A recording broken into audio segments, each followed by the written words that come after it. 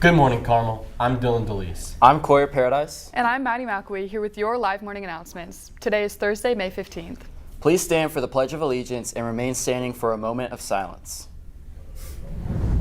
I pledge allegiance to the flag of the United States of America and to the republic for which it stands, one nation, under God, indivisible, with liberty and justice for all. You may now be seated. In national news, today the U.S. Supreme Court will hear the oral arguments on the Trump administration's executive order to limit birthright citizenship. In the beginning of the President Trump's second term, he issued an executive order barring citizenship for children born in the U.S. whose parents did not come here legally. A majority of American citizens oppose ending birthright citizenship, according to a new NRP poll. The 14th Amendment says that U.S. citizenship is automatically granted to any person who is born in the U.S., even if the baby's parents are undocumented immigrants. There's a lot more to come on this story. In big news here at home, graduation is next week. With our graduation being so close, let's talk about some of the big events that are coming with it. First of all, graduation is next Thursday at the Indiana State Fairgrounds, 7 p.m., with a rehearsal that day at 10 a.m. Along with that, senior sunrise is the morning of graduation at the stadium at 7 a.m. I hope to see all my fellow seniors there, especially my best friends Coyer and Dylan. Another special event is for our seniors tomorrow in the main cafeteria. There will be Chick-fil-A for any senior during that lunch. As for freshmen, graduation is a long ways away. Let's see what Lisa has to say about what misconceptions come with freshmen and what they had to say about their first year here at CHS. Then we'll send it to Zainab, Sayla, and Ice with entertainment. What's a misconception you had about freshman year? That I would get lost a lot. I thought math was going to be really hard by acing. I thought there would be a lot of homework. I thought it'd be much harder than middle school. One thing I thought about freshman year was that I was going to get lost, but I never got lost. A misconception I had about freshman year was I thought there was going to be a lot of homework, but there's really not. The lunches, I guess.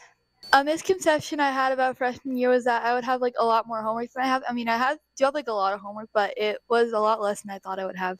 I thought there were going to be a lot of homework, but there really isn't. I feel like the middle school teachers, they would always be like high school so hard. It really isn't. I thought that a bunch of my teachers were going to be really mean. Most of them are really nice. A common misconception I had was tripping up the stairs, and I did. I thought the homework was going to be hard, but it wasn't. I thought that the classes would be hard, but they're really not. I thought that there was going to be a lot of homework, but there isn't. I thought in construction there was going to be lots of homework, but there wasn't. I thought I was going to get lost, but I didn't. A misconception is that I would get in trouble a lot and sent to the office a lot. But I don't really get sent to the office so much. I only get in trouble.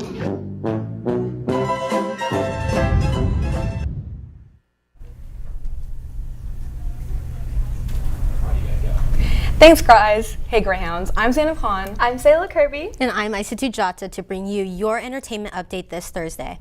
Jumping into some trial updates now, the Menendez brothers have been resentenced. That's right. As of Tuesday, Eric and Lyle Menendez had their sentences changed by Los Angeles Superior Court Judge Michael Jessic. Jessic states that he does not believe the boys pose, quote, unreasonable risk if released, and resentenced them to 50 years to life. Additionally, under California's youthful offender law, both are eligible for parole, now since they committed the crime under the age of 26. Another trial that's received a lot of attention is a case against Sean Combs. As we enter into the fourth day of testimony in the trial of Sean Combs, better known as P. Diddy, Combs' defense will begin its cross-examination of his ex-long-term girlfriend, Cassie Ventura. This is following her testimony yesterday where she detailed the violence she suffered in the relationship. Stay tuned to our Instagram for updates on this case. In lighter news, a new press release from Warner Brothers shares that the streaming service Max will be rebranded and return to its original name, HBO Max. Warner Brothers Discovery changed the streaming platform back in 2023 to just Max, signifying the Warner Brothers and Discovery Magner. The goal was to have more universal brand name. Discovery President and CEO David Zaslav says that the HBO brand represents the highest quality in media and will be competing with other streaming platforms, particularly with Netflix, which is the largest streaming platform globally. Finally, if you need a furry friend this summer, head to the Humane Society of Hamilton County, where they will be hosting an adoption event from noon to 5 p.m. All adult dogs and cats will have their adoption fee reduced to only $10, and all adoptions will include a spay or neutering, microchipping, vaccinations, wellness exams, and a starter bag of food, all free of charge. Visit hshcadoptions.com for more information. And that's all we have for entertainment this Thursday. For more Indy news, the Indy 500 is coming in fast. Let's check in with Aiden for an update from the Indianapolis Motor Speedway before sending it over to Jamie, Nate, and Eugenio for a look at Carmel sports. I'm Aiden Camp back again with your IndyCar update. Today, for the month of May, I am here at the Socio GP where the IndyCar drivers will take on the road course formation of the Indianapolis Motor Speedway. Come with me. Here at the IMS, they have events running all day. We walked around the fan area for a bit where they had a racing sim and tons of merchandise.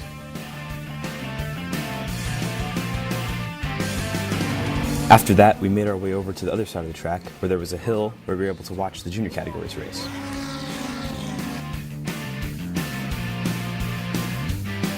One thing I was amazed by when walking around the IMS was how much access we had. We basically had just standard general admission tickets, but we were able to walk everywhere, including the paddock where the drivers and the cars went through. And while I was there, I was able to catch interviews with both Connor Daly and Rinus VeeKay. And Rinus VeeKay even remembered me from when I last saw him at the grocery store. How's it feel to be back in Indy for the year? Oh, it's great. This is the best place on the planet. Let's go. How are you feeling going in today's race? Feeling good. We should move forward. Yeah, I met you at Harvest Market. Cool. Yes. Awesome.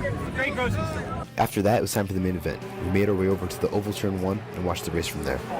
When the race started, Graham Rahal took the lead from Alex Palou, and the crowd completely erupted. It was a great moment to watch. We also went to other parts of the track to get some other angles of the cars going by.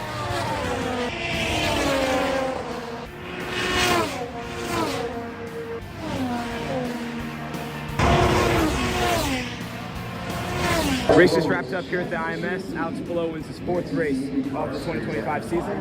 And practice is coming up this week with qualifying this coming weekend and the Indy 500 coming up on that following Sunday after school lets out. So, peace out, Greyhounds. Hey Greyhounds, I'm Jamie Way. I'm Nate Griego. And I'm Eugenio Andrade with your sports update today. Starting it off on the diamond, boys baseball will have senior night tonight at Hartman Field against Mooresville. Then the boys will play Friday night at home again against Roncalli. On Saturday, they compete in a Bloomington North tournament at 12:30. Good luck to the boys this weekend. Next up is boys track. This morning I spoke with varsity high jumper Michael Ghosh about how he thought the season was going. He said the team was focused on growth and improving throughout the rest of the season. Their next meet will be at Hamilton Southeastern today at 6 p.m. In Unified news, the last meet was last night at Carmel. Carmel hosted the Hamilton County meet, which took place at Carmel Stadium. The Greyhounds scored 97 points for a 3rd place finish. Congrats and thanks to all the seniors. Girls lacrosse defeated Penn in the state tournament with the final score of 16-4 and a win last Saturday. The girls will advance and host Brebeuf for a quarterfinal game tomorrow evening. Girls softball has lost their last 4 and is hoping for a win against the 18-5 Terre Haute North Vigo. The Greyhounds will be hosting them tomorrow at 6 p.m. That's all the sports we have for you today. Let's send it over to weather with Carol and Andrew before going back to the news desk. I'm Andrew Hutton here with CHTV weather updates for this week. I've seemed to miss the big storm. What are you doing here, weather girl? I've got tornadoes to chase. This tornado, sunshine, and rainbows. Hit with this week's weather update, Caroline. I got plenty of chances this weekend as it's not going to let up. It's going to keep raining just like it did Wednesday morning. However, it's still going to feel like summer out with highs of 86 degrees, especially when you're walking the trail today in lows in the 60s. Absolutely crazy, and it's beautiful weather outside. Signing off for the last time, this is Andrew Hutton and Caroline Petrie. Back to the studio. Thanks, Carol and Andrew, for the weather update. Well, that's all we have for your news update today, Greyhounds. Before we head to daily announcements, we'd like to wish a happy birthday to everyone listed below. Now, on to daily announcements. Today is the last day to pick up your Pinnacle yearbook. Today, books will be distributed during lunch and SSRT in C145. You must have a student ID. Check the list of buyers in cafeterias, the commons, outside of the counseling office, or at carmelyearbook.com to confirm you bought a book. Fellowship of Christian Athletes will meet tomorrow morning at 8:15 in the Freshman cafeteria. Reminder from the nurses, if you have an elevator key, please return it to the main health center before the end of school. The fee for keys not returned is $20. Seniors, seat assignments have been posted for graduation. Please stop by the window at the activities office for your seat assignment. Also, check your name pronunciation. This is what will be read during the ceremony.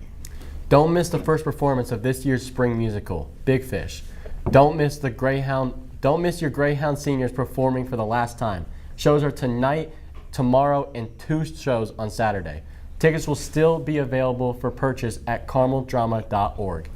Any current freshman or sophomore students interested in joining CHS Theater on a trip to London in the summer of 2026 should plan on attending a kickoff meeting on Monday from 6 to 7 p.m. in E152.